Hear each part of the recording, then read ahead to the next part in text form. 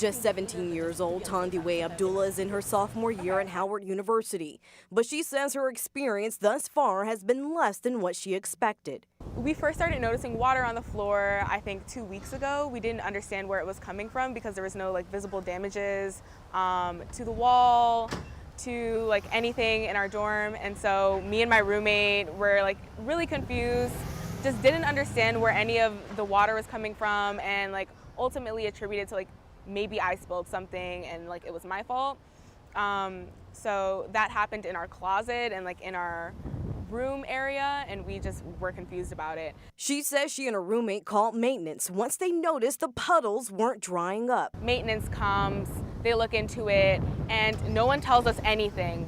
They just start ripping out the wall. They move everything out of our closet. There's mold growing on the wall in our closet. Eventually, she says a residential assistant moved her into another room, but she says the arrangement is temporary. The Los Angeles native doesn't have anywhere else to go. It's her first time living on campus since her freshman year was all virtual.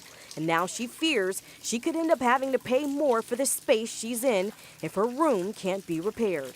I would just like an assurance that I'll have somewhere to live without having to pay, an extra $1,000.